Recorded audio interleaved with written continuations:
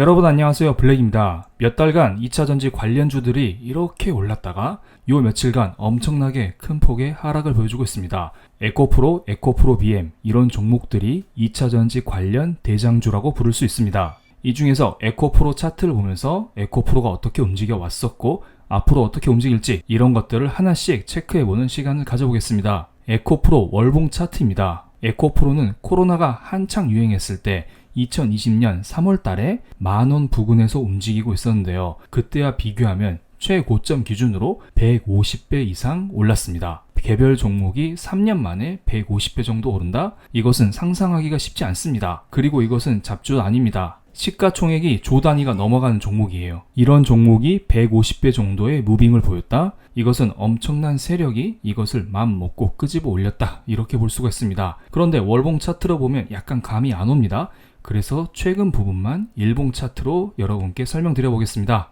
일봉 차트를 보면 요 몇 달간 완만하게 오르다가 7월 26일 날 피크를 한번 형성을 했고요. 그리고 7월 27일 연이어서 장대 음봉이 나왔습니다. 이틀 연속 나름 대량 거래가 터지면서 큰 폭의 주가 하락을 보였습니다. 그런데 에코프로가 7월 26일 피크를 형성하기 하루 전 7월 25일에 특이한 기사가 몇 개 나왔습니다. 먼저 최근 3개월간 코스피와 코스닥의 신용 잔고 추이를 살펴보겠습니다. 7월 21일 기준으로 코스피와 코스닥의 합산 신용 잔고는 19조 원에 이른다고 합니다. 어떻게 보면 거의 20조 원이라고 볼 수가 있죠. 그런데 신용 20조가 매우 중요해요. 지난 4월 달에도 신용 잔고 20조 원을 한번 찍고 증시가 한번 출렁였었던 적이 있었죠. 그때 아마 SG증권 사태라고 해서 여러 종목들이 무더기로 하한가를 경험했었던 그런 적이 있습니다. 어쨌든 3개월 만에 신용잔고가 다시 20조 원을 찍었다, 이런 이야기가 나오고 있습니다. 그리고 21일 날 신용잔고가 20조 원에 근접했다는 기사가 25일에 나왔습니다. 그런데 25일이 어떤 날이죠? 에코프로가 고점을 찍기 하루 전의 날입니다. 그러니까 에코프로 고점을 위해서 무언가 만들어가는 기사가 하나씩 나오고 있었다는 것입니다. 그리고 이번에는 에코프로와 함께 2차전지 섹터의 대장주 역할을 하고 있었던 포스코홀딩스를 보겠습니다. 포스코홀딩스 역시 7월 26일 날 고점을 형성하고 쭉 내려가고 있는데요. 그런데 포스코홀딩스의 외국인 매매 동향이 약간 수상합니다. 7월 24일부터 외국인이 지속적으로 순매도를 하고 있어요. 특히 7월 25일 하루 동안 외국인이 1.3조 원어치의 포스코홀딩스의 주식을 팔았습니다. 그리고 그 전후로도 날마다 수천억 원의 주식을 매도하고 있었고요. 무언가 7월 26일 2차전지 섹터의 고점을 앞두고 전반적으로 수급이 이상하다는 생각이 듭니다. 그래서 에코프로가 이렇게 급락하자 네이버 종토방에서는 난리가 났습니다. 200만원 간다기에 어제 종가에 312주 매입한 사람입니다. 저는 지금 어이해야 할까요? 그리고 어제 산 것만이라도 어떻게 환불이 안 되나요? 주식 매수 결제하고 나면 바로 제 것이 되는 게 아니라 이틀 뒤에 제 주식이 된다고 들었어요. 그럼 어제 산 건 제 것이 아니게 되니 지금이라도 결제 취소나 환불 가능한 거 아닌가요? 이분은 안타깝지만 이번에 큰 수업료를 치렀다고 생각해야 될 것 같습니다. 그리고 금양도 에코프로와 함께 2차전지 대장주 중 하나인데요. 이거 카톡 주작인지 아닌지 모르겠지만 7월 26일이죠. 7월 26일 오전이죠. 이때는 아마 2차전지 관련주들이 한참 올랐을 때였습니다. 7월 26일 오후부터 2차전지 관련주들이 폭락하기 시작했었거든요. 금양은 아직 많이 안 올랐어. 돈 되면 금양 사나. 배터리 아저씨 강의 들어봐. 돈 많이 된다. 엄마 말 무시하지 말고 꼭 들어가봐. 그래야 우리 아파트 들어간다. 아파트 힘들 것 같습니다. 그리고 에코프로가 한참 올랐을 때 이런 짤이 유행했었죠. 아들, 에코프로 샀지? 엄마는 우리 아들 믿어. 그런데 에코프로가 폭락하자 이런 짤로 바뀌었어요. 아들, 반도체 샀지? 에코프로 뭐 그런 거 하는 거 아니지? 이거 참 우픈 짤이 나오고 있습니다. 반도체 이야기가 나와서 반도체를 잠깐 설명드려 보겠습니다. 반도체와 2차전지는 서로 라이벌 관계에 있는 섹터죠. 그래서 하나가 오르면 하나는 떨어지고 하나가 떨어지면 하나는 오르는 그러한 모습을 보이고 있어요. 그런데 7월 27일 삼성전자가 컨퍼런스 콜을 열고 반도체 반등을 공식화시켰습니다. HBM 메모리를 연내 양산하겠다는 각오를 밝혔고요. 그리고 반도체 제조사들의 감산 효과가 실적 개선의 효과로 나타날 것이라는 말을 했습니다. 물론 삼성전자는 아직 하이닉스에 비해 HBM 메모리 수준이 매우 딸려요. 아직 양산도 못하고 있잖아요. 그래서 제 생각으로는 파운드리 쪽으로 역량을 집중해야 되지 않을까, 이런 생각이 들곤 합니다. 어쨌든 반도체 이야기가 이번 영상의 주제는 아니기 때문에 다시 2차 전지로 돌아가 보겠습니다. 7월 26일 날 에코프로를 비롯한 2차 전지 섹터에 고점이 나왔었죠. 그럼 우리는 어떻게 대응을 해야 될까요? 이미 매도를 하셨거나 보유를 안 하고 계신 분들은 상관이 없어요.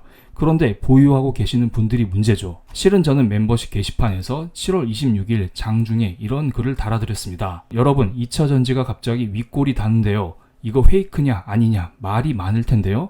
이때 당시 많이 고민이 되겠죠. 그냥 기보유자는 절반은 매도하는 게 맞습니다. 신규 매수 대기자는 구경하는 게 정석이라는 의견을 드렸습니다. 차라리 반도체가 미동이었기 때문에 이쪽으로 수급이 옮겨갈 수 있다는 가능성, 이런 의견을 드렸습니다. 그런데 이렇게 오르다가 폭락하는 주식이 그냥 무조건 떨어지지 않아요.